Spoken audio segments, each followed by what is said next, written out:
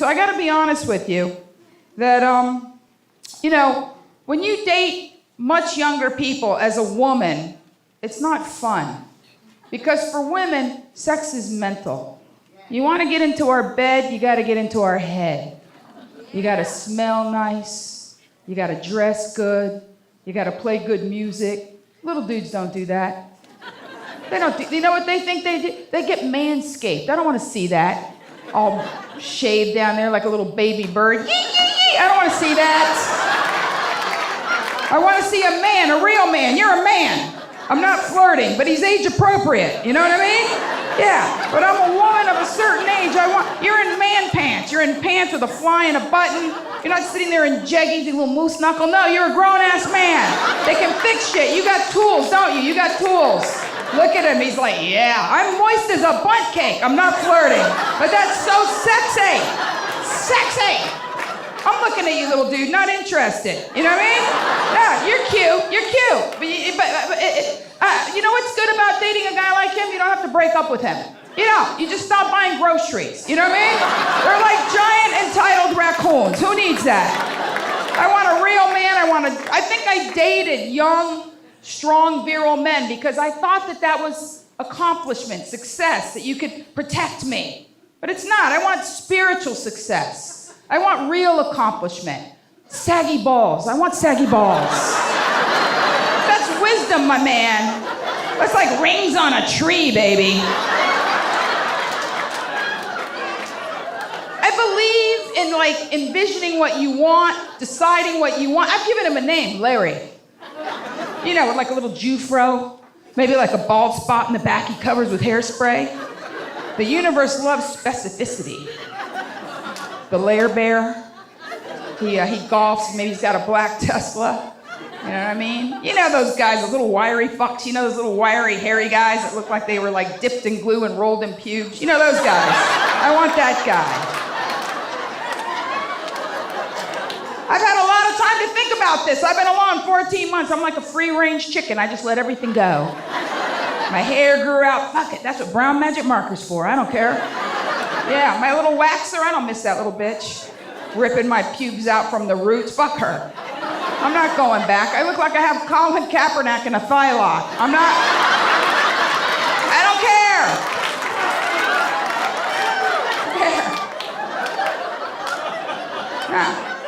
No, I'll take some scissors to it soon. You know what I mean? And then I'm going analog. I'm going Bic Razor and Nair and who wears short shorts, but I'm not ready yet. It's like feng shui. If you build it, they will come. You know what I mean? Like, I'm not ready yet. I'm gearing up for the lair bear. I'm excited about it. I believe in this stuff. I believe in manifesting. And I've had a lot of time to CSI my life. Yeah, I've been married and divorced 3 times. Fuck it. I don't care. There's no shame in my game. It's better to be divorced than plotting someone's death in their sleep, okay? That's true. Because the little dudes, it's different because it's not fulfilling. Because for women, like I said before, sex is mental. And we have different types of the big O. And it's been so long since I've had like a big O. Am I embarrassing you? No. Because you don't even know what I'm talking about. That's why you're not embarrassed. No, I thought about it. Like men have one type of the big O. It's just like a sneeze, like a delicious, chew, like that.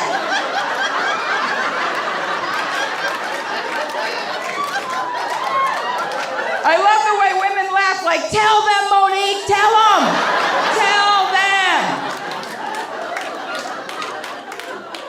Women get dicky drunk, you know? Women, we get dicky drunk. We get drunk from the wiener. When you have one big O, you know. First of all, you know how you know that it was like the one big one?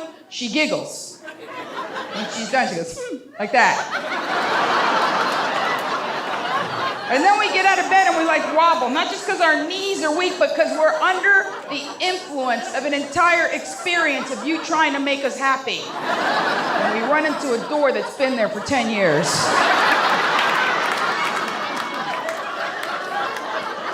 Someone with a lump on her head right there in the front row. Amen. Can I get a witness? Yeah. That never happened with the little dudes. It never happened with the little dudes. And you can't train them. It takes too long. And I tell my nieces this. I have little nieces, little bitches. I love them.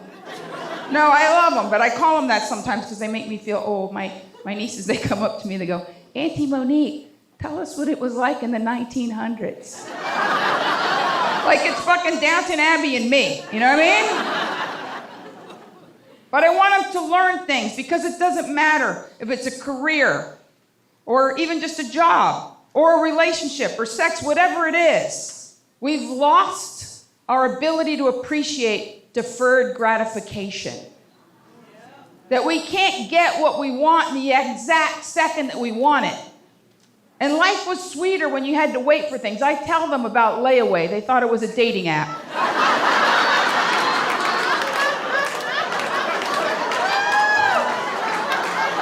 But I tell them things that they need to know, how fortunate they are to live in a world of miracles, you know? They love my mom. They call her Abuelita.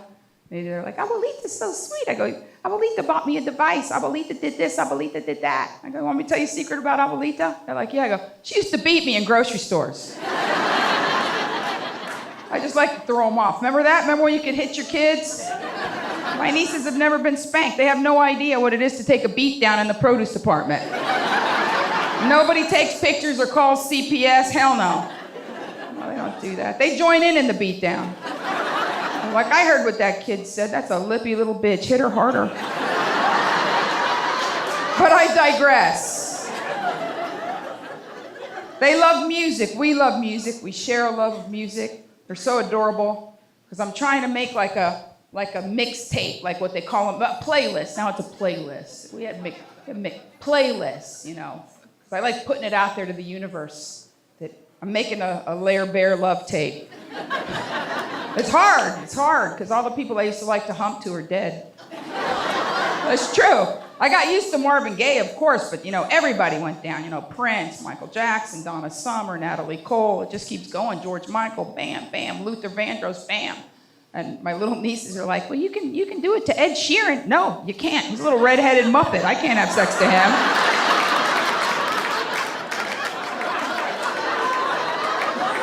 Sexy. But we talk a lot about music, we do. That's where you find the commonality. You find the things you both love. You find touch points. And then you can have real conversations with people. And I find that my nieces and I, we can always unite over music. So I talk to them a lot about how much it used to mean to me to put together mixtapes. And they're like, how does that work? We've heard of the mixtapes from the 1900s. I said, well, little sweethearts, we used to listen to music on a radio. That's a box with 2 metal sticks sticking out. And they know like download speeds and coverage and 5G. I'm like, oh no, the radio didn't even work in every room in the house. You had to unplug it and move it around. And whatever room you left it there and turned it up loud. And no matter what you were doing, you would listen with half an ear. And the DJ would say, coming up next, Salisbury Hill by Peter Gabriel.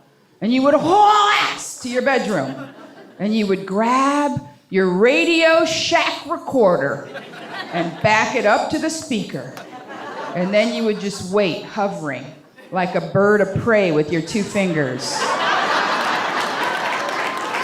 Hoping the DJ would shut the up. Ladies, never order a lobster on a date.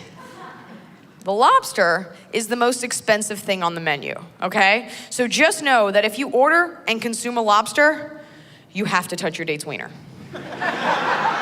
You have to, okay? It's like a sexual contract from the sea. It's binding. Now, keep in mind, he wants you to get the lobster. It's not gonna make you get it, but he's hoping you'll come to that conclusion on your own. So when you'll be flipping through the menu and you'll be like, I don't know what to get. Like, I don't know, I'm eating fresh this week. I'm eating a lot of fresh things. That's my new thing, fresh. I'm just do fresh food. Oh, lobster? Should I get it? Should I get it? Should I get the lobster? Should I crack it open on my head like an otter, eat it off my chest? Lobster? Yeah, because then it's wiener time this Sunday at Vagina. Here's how it's gonna go down, okay? You're gonna be making out later. And now guys, this is for you to know. Just so you know, as girls, we like to make out with you when we first meet you. We like to make out with you a couple times and then leave right when you think we're gonna sleep with you, okay? We do it to make sure that you like us, but if you wanna know the truth, they teach us this shit in high school. While you were off building a birdhouse and shop class, we were off learning how to be annoying. Here's how it happens. You're gonna be making out. And you'll notice that when a girl makes out with you and leaves you, we always leave in a very sweet way because we want you to have a nice impression of us for later, right? So it's always like, okay, well, I gotta go, bye. Bye, I love you too, stop it. It's always very sweet, right? I've gone as far as to sometimes bring a little thing of vanilla body spray, and when he gets up to go to the bathroom, I spray it on his pillow. That way later when he texts me, he's like, oh my God, my pillow still smells like you. I'm like, that's amazing. Why? You can get creative with it. You can take a handful of glitter on your date, and then after you're leaving, just be like, okay, I gotta go. Bye. You bring a smoke bomb, and then like still be standing there because you don't know magic. Really, you're gonna go? That's messed up. That's messed up. It's messed up, Amber. You're just gonna go. Just gonna go? It's funny. It's funny. You're just gonna go, cause I distinctly remember. I bought you a lobster. Man's right, time to pay the piper. Girls, you do not have to sleep with him. It's just a crustacean. That's ridiculous, all right? But you gotta give him something. I suggest a beach. That's what I suggest. That's proper. Don't do a hand job. That's ridiculous. That's child's play. Hand job? A handy, really? As a grown woman, you're not doing a hand job, okay? If you voted, you're not doing a hand job. Let's send some hand jobs overseas to China. Not doing a hand job. A hand job, that's what kids do when you're like a teenager. You do a hand job, you put on your promise ring, you revel in your virginity for the next 10 to 15 years, depending on your involvement with comic books. That's what a hand job is for. As an adult, it's not happening. It's an intermediary step in a sexual evolution that you've evolved past, okay? It's like a tail. Necessary at one point for balance, but if you busted it out at a house party, people would be like weirded out.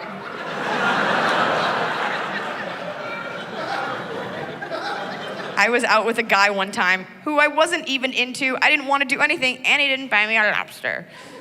And I explained everything, and after talking to him, he's like, I'd like a hand job. I think it sounds great. And I guess I was frustrated because he hadn't been listening to me or my feelings. And I was like, all right, tell you what, son. I'm gonna give you a hand job. But it's gonna be on my terms. 45 minutes long.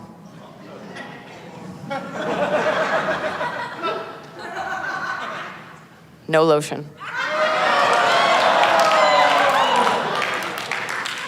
And you don't break eye contact. Go!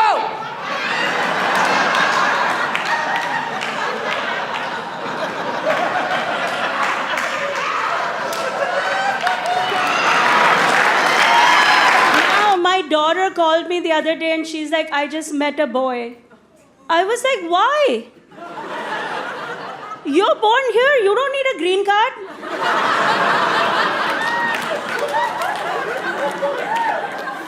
She's like, Mom, he's really nice. Nice?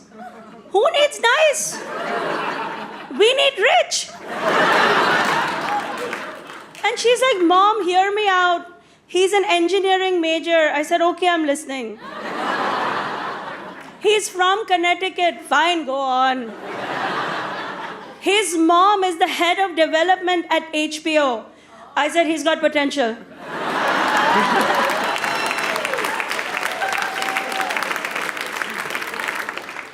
So I have a third kid. I forget about him sometimes. I don't know what to say about him. I don't really know him. I mean, the nanny says he's perfect. But in our house, we don't use the word nanny. We call her auntie. Because this way she can sit in for us at parent-teacher conferences, at doctor appointments, at college graduations. But speaking of college, I have to tell you, I have uncovered the world's biggest scam. Did you guys know that in this country, the parents don't get to decide what the kid's gonna study? You all knew this? I really thought when my kid goes to college, I will call the college up. And I will say, Comp Sci 1, Comp Sci 2, go. She wants to have some fun. I understand that. Give her one class in chemistry.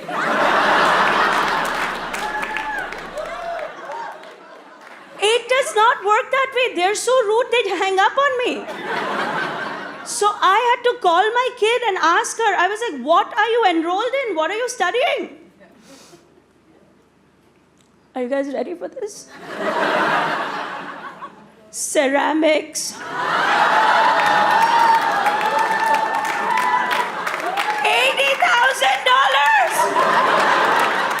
to learn how to make clay pots. Do you know who else makes clay pots? Villagers in India. Because they have nothing else to do. My kid is in Palo Alto, the epicenter of technology, making clay pots. Why am I being punished, Ganesh? Do you know how bad something has to be when the nice white guy in the audience is like, oh no?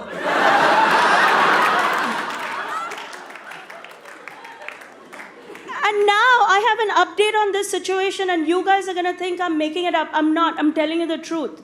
I just found out that she's required to take a class in wellness.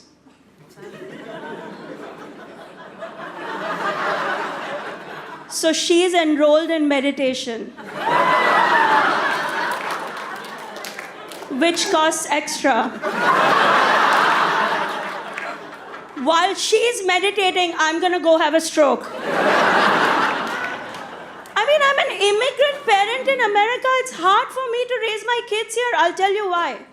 Because here, people like to do dangerous things just for fun. Just for the thrill of it. They like to go sliding down mountains, fall out of airplanes, dive into oceans, just for the thrill of it. Back home, when I wanted to experience the thrill, I drank tap water.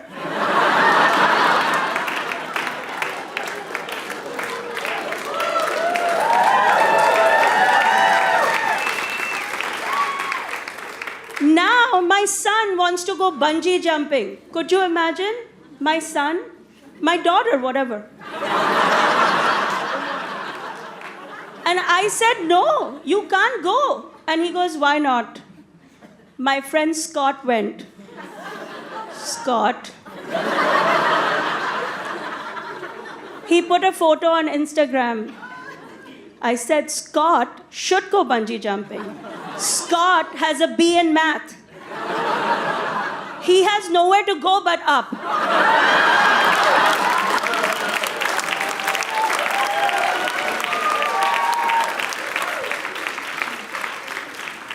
You want to put a photo on Instagram, take a picture of your GPA. And you know, the other thing that has us immigrant parents really confused is this modern parenting trend in America right now. People trying to be friends with their kids. Anybody know what I'm talking about? Yeah, right? I know brown people are like, what? No, it's a thing. It's a thing here. There are parents in this country right now telling their kids, don't worry about your grades. Don't worry about your job. You be happy. If you are happy, we are happy.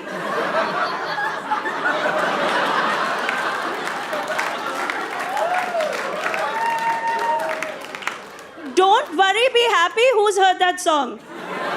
You've heard that song? That would never be an Indian song. Our song would be Don't Happy. Be worried. And there is so much to worry about. Let me share a statistic because I'm nothing if I don't have a statistic for you. Last year, 6 out of 8 spelling bee champions in America were Indian. Our community was devastated. They were like 75%. That's a C. A C is for chiropractor.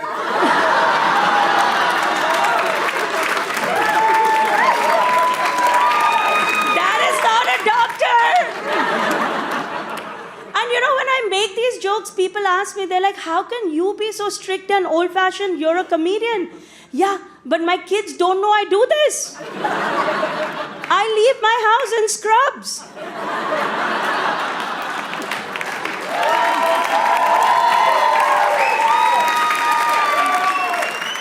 My LinkedIn profile says Mount Sinai. Okay, I was kidding about that. They do know what I do, and it's all because of Zoom. The last few years, I did a lot of shows on Zoom. How many people here are still working on Zoom? A little bit, right? At least a little bit. Zoom was good in the beginning, right? Like you wore your nice shirt, you combed your hair, you look good. Then a few months into it, you took a little bite on the side. Then a few more months, a little drinky. Now we're like, I'm just gonna take a shower. Just keep the door open.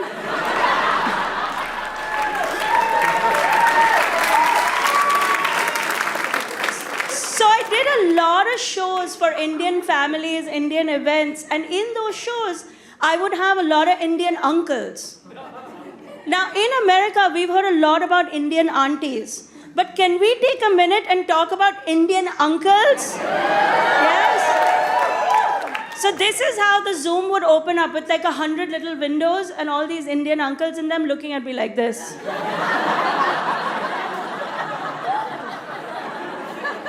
As if to say, who is this woman and why is she talking? And then while I was doing my set, the chat room would be fired up. You know, the chat room that we could all read, including me.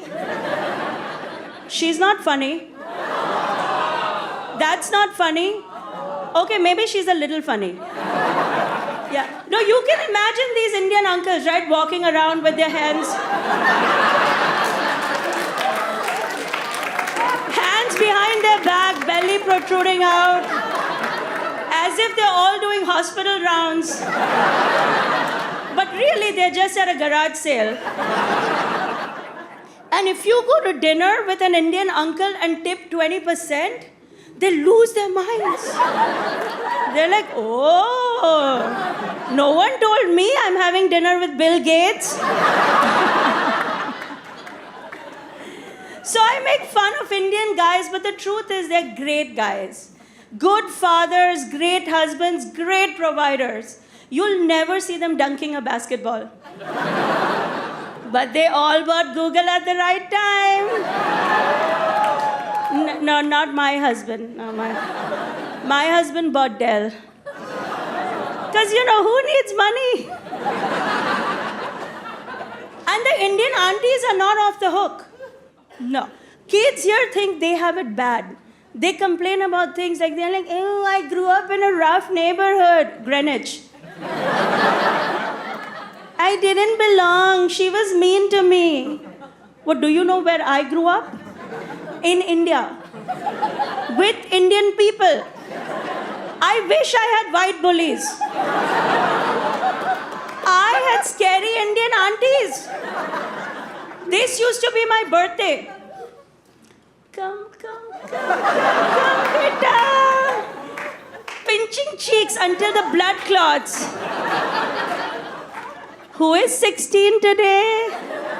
And fat? And single? Happy birthday! And it's not like I could say to her, who is 58 today? And fatter than me? But I didn't want to die. And now that I'm an Indian auntie, by the way, shout out to all my Indian aunties. Out here, online, at home, because of you guys, I'm here today.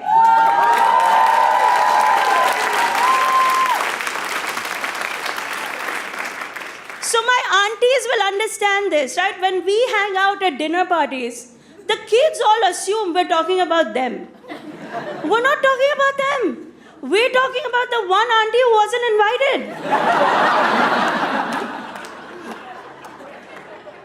And the kids here are so delicate. My 16-year-old son, so handsome. He recently asked me, he's like, Mom, are you proud of me? I was like, proud of you? Why? And he goes, because I get good grades. I said, you get good grades because we make you study. We get you tutors. We feed you almonds. You should be proud of us. People cheat. Man, I saw Larry King on TV talking about how he cheated on his wife. Did you even know Larry King was still alive? I saw him on TV. I just thought it was like Weekend at Bernie's. How you doing? Well, I'm Larry King. I'm never gonna be on his show. I don't care. He cheated on his 7th wife. 7th! I'm sure it was all her fault. She's 36 years younger than him, okay? She was a former beauty queen. And you know that that young girl married that old man because she loves him. Please, right? Like, you know that's ridiculous. No one has ever been sexually attracted to the eagle from the Muppets, okay? Can we be honest? That's ridiculous. I'm supposed to believe that. But here's where it all comes clear. When you find the funny, that means you gotta look past what the initial story is.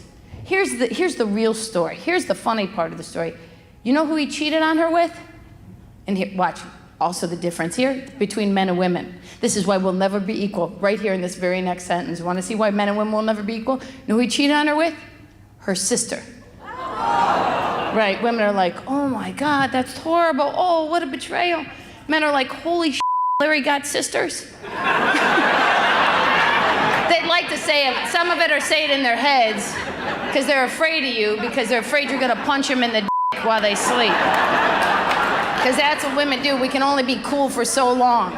We wait like 3 weeks later after you piss us off because we still want to seem like we're cool. Wake up in the middle of the night, remember the stupid shit you said, and punch you in the dick. And then pretend we're having a nightmare. Jason was chasing me! Oh my God, Jason was chasing me.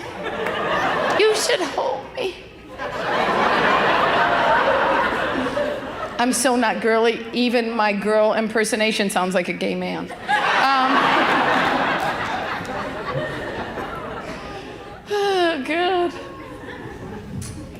My cousin, that whole thing opened up because the Larry King, I got to tell you, I was thinking about that Larry King thing, and he cheated on her with her sister. Now, when you find the funny, you have to understand that was just a plot to kill him. Right? Because she took him back after he cheated on her with her sister. So you know that was really just her saying to her sister, listen, if you really need a new car and a vacation, I got a plan. Because she thought that her sister could give him a heart attack and then she could get a better house. And she took him back.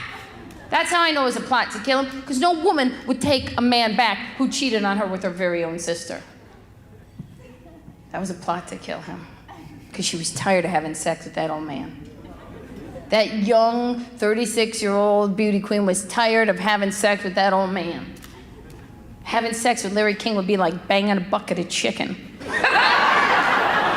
It's all brittle and the bones break and the skin is falling off.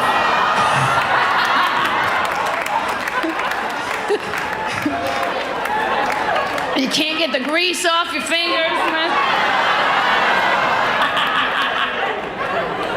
You want to be a gold digger, there's your life.